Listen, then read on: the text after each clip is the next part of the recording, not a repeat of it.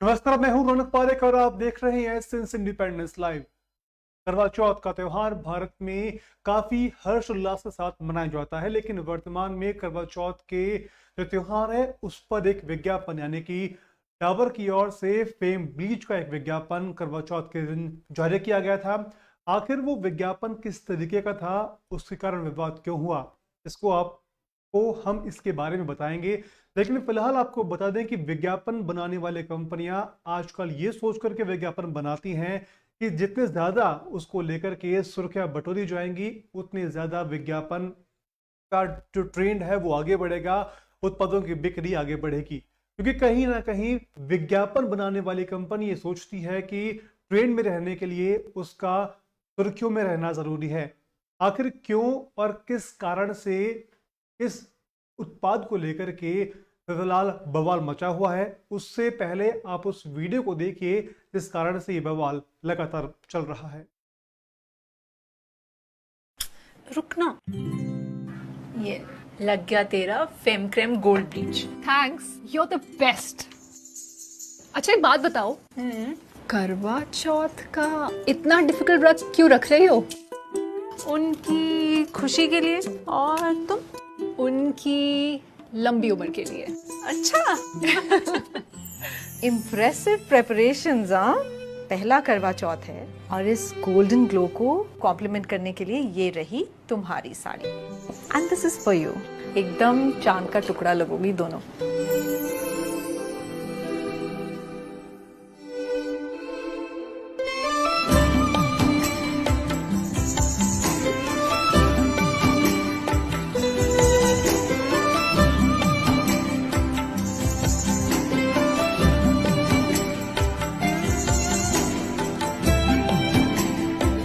जब ऐसा हो निखार आपका तो दुनिया की सोच कैसे ना बदले।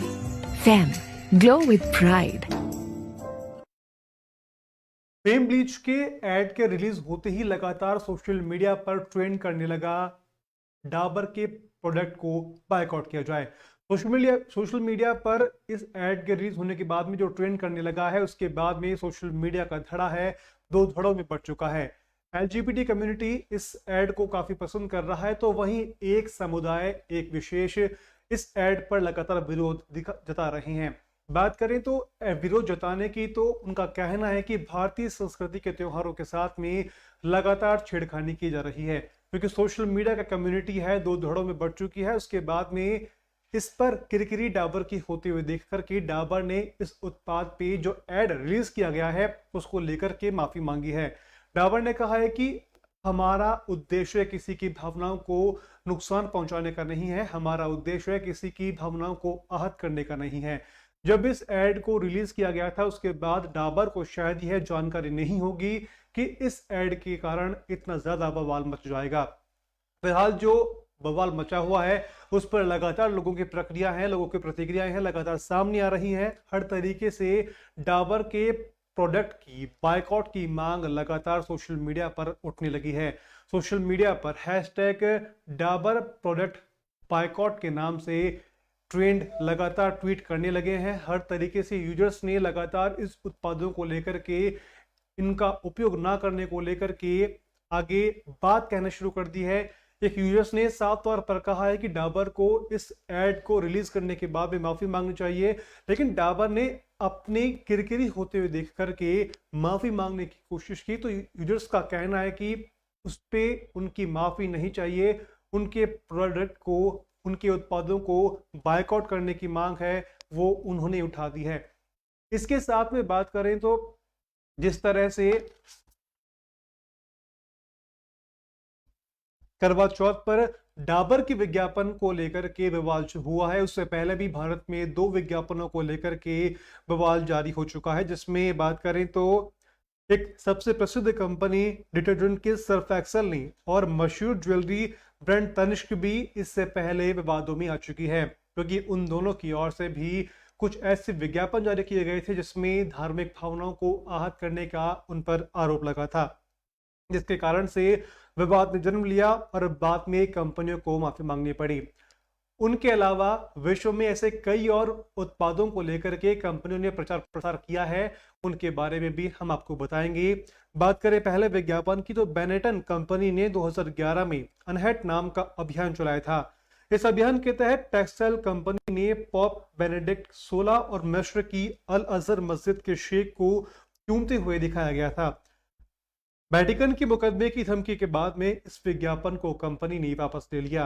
बात करें दूसरे विज्ञापन की, तो स्वीडन की फैशन चेन H&M ने हुडी के विज्ञापन में एक अश्वेत बच्चे को दिखाया था। हुडी में लिखा हुआ था कि जंगल का सबसे कूल मंकी। इस विज्ञापन पर ऐसा विवाद हुआ कि दक्षिण अफ्रीका में H&M के कुछ स्टोर बंद हो गए। बाद में कंपनी ने माफी मांगते हुए विज्ञापन को वापस ले लिया। तीसरा विज्ञापन चीन का है, जहां चीन की कंपनी ने अपने वॉशिंग पाउडर ने विज्ञापन से इतना ज्यादा बड़ा बवाल उत्पन्न हुआ कि कंपनी को फिर से माफी मांगनी पड़ी। विज्ञापन में दिखाया गया कि एक लड़की अश्वेत युवक को वॉशिंग मशीन में डालती है और कंपनी का वॉशिंग पाउडर इस्तेमाल करती है। धुलाई के बाद वह युवक गोरा हो जाता है। नस्लवाद के आरोप के चलते इस बार भी कंपनी को माफी मांगनी पड़ी थी। बात करें चौथे विज्ञापन को लेकर के, तो चौथा विज्ञापन इलेक्ट्रॉनिक सामान बेचने वाली चैन मीडिया मार्केट ने 2001 में विज्ञापन को जारी किया था। कुछ ही दिनों में दुनिया भर में इसके 15,000 से ज्यादा पोस्टर लगाए गए थे। पोस्टर में लिखा था कि भीतर आपकी सोच से ज्यादा है। इस विज्ञापन ने मीडिया मार्केट की खासी किरकिरी करी थी। बात करें पांचवें विज्ञापन की, तो रूस में फुटबॉल वर्ल्ड कप के पहले बर्गर किंग ने महिलाओं से कहा कि वे विदेशी खिलाड़ियों के संपर्क में आए और उनसे ज्यादा बच्चे पैदा करें। इस तरह रूस को खिलाड़ियों को जींस मिलेंगे। ऐसा करने वाली महिलाओं को बोनस राशि और आजीवन बर्गर मुफ्त में दिया जाएगा। विवाद होने पर बर्गर किंग ने माफी मांगी और विज्ञापन को हटाया। उसके अलावा बात करें छठे विज्ञापन की, तो छठा विज्ञापन टेक्सटाइल कंपनी बेनेटन को अक्सर विवादित विज्ञापनों के चलते शर्मिंदा होना पड़ा है। टेक्सटाइल कंपनी बेनेटन एक ऐसी कंपनी है जो हर बार विवादों में रही है और इसके कारण से उन्हें शर्मिंदा होना पड़ा है। इससे पहले भी 2011 में उनके एक विज्ञापन के कारण उनको शर्मिंदा होना पड़ा था। कंपनी ने एक बार फिर टेक्सटाइल कंपनी बेनेटन ने एक बार फिर भूमध्य सागर में बचाए गए अफ्रीकी परिवारों की तस्वीर इस्तेमाल करी और तस्वीर के नीचे लिखा यूनाइटेड कलर्स ऑफ बेनेटन। बात करें सातवें विज्ञापन की, तो फैशन चेन जारा ने 2014 में बच्चों की शर्ट पेश की थी। शर्ट में सुनहरे रंग का सितारा बना हुआ था। यह सितारा कुछ ऐसा था कि जैसा जर्मन नाजियों ने यहूदियों के लिए इस्तेमाल किया। जारा ने माफी मांगी और बाजार से शर्ट वापस ली। कंपनी ने कहा कि यह स्टार वाला आइडिया उन्हें पश्चिमी विज्ञापनों से लिया था। आठवें विज्ञापन की बात करें तो प्रसिद्ध डिटर्जेंट कंपनी सर्फ एक्सेल का है, जो अपने होली के विज्ञापन को लेकर के विवादों में आई थी। दरअसल अपने ब्रांड का प्रचार करने के लिए होली से पहले सर्फ एक्सेल ने एक वीडियो जारी किया था। इसमें एक बच्ची दूसरे धर्म के बच्चे को रंगों से बचा करके उसके धार्मिक स्थल पर लेकर जाती है। इससे पहले में यह बच्चा धन्यवाद कहता है। इस विज्ञापन के सामने आने के बाद में दक्षिण पंथ के लोगों ने इसका विरोध शुरू कर दिया था। दक्षिण पंथ के लोगों का कहना है कि विज्ञापन के जरिए कंपनी ने हिंदू धर्म की भावनाओं को ठेस पहुंचाई है। बात करें नवे विज्ञापन की, तो नवा विज्ञापन है मशहूर ज्वेलरी ब्रांड तनिष्क का, जहां पर अपने एक विज्ञापन को लव जिहाद को बढ़ावा देने का मशहूर ज्वेलरी ब्रांड तनिष्क के ऊपर आरोप लगा था। उस आरोप के लगने के बाद में विज्ञापन को हटा दिया गया। वहीं इस बीच पूरे मामले पर टाटा समूह के मशहूर ज्वेलरी ब्रांड तनिष्क ने सफाई दी। कंपनी की कंपनी के प्रवक्ता ने एकत्वम धारण को पेश करते हुए सफाई दी। कंपनी का कहना है कि एक एड फिल्म का मकसद किसी की भावनाओं को ठेस पहुंचाना बिल्कुल नहीं था, इसलिए इसे अब वापस ले लिया गया है। आपको बता दें कि कंपनी के एक एड को लेकर के सोशल मीडिया पर ट्रोलिंग और बायकआउट करने की मांग तक उठने लगी थी, जिसके बाद कंपनी ने अपनी एड को वापस ले लिया था। साथ ही में बात करें हाल ही में जो बवाल लगातार बढ़ रहा है वो फेम ब्लीच को लेकर के लगातार दिखाई दे रहा है। इस विज्ञापन के बाद में मध्य प्रदेश के गृह मंत्री नरोत्तम मिश्रा ने कहा कि हिंदू धर्म के धार्मिक त्योहारों के लिए ही आखिर क्यों विज्ञापन और वीडियो जारी किए जाते हैं। आज संभलेंगे क्या लेस्बियन को व्रत करते हुए दिखा रहे हैं और कल फिर 2 लड़कों को शादी करते हुए दिखाएंगे। अगर हिम्मत है तो दूसरे धर्मों को लेकर विज्ञापन बना करके दिखाएं। मैंने डीजीपी को निर्देश दिए हैं कि पूरे मामले की जांच करवा करके कंपनी को बताएं। कंपनी या तो विज्ञापन हटाए या फिर हम कार्रवाई करेंगे। हिंदू धर्म के साथ इस तरह से कोई भी खिलवाड़ नहीं कर सकता है।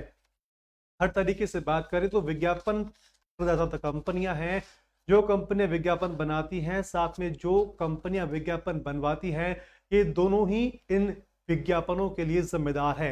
हर तरीके से बात करें तो विज्ञापन बनाने वाले कंपनी को ये सोचना होगा कि वो किसी जाति धर्म विशेष को या किसी एक समुदाय को टारगेट ना करे। तो वहीं विज्ञापन बनाने वाली कंपनी को विज्ञापन जारी करने से पहले यह सोचना होगा कि इस विज्ञापन का कंपनी के उत्पादों पर क्या असर होगा।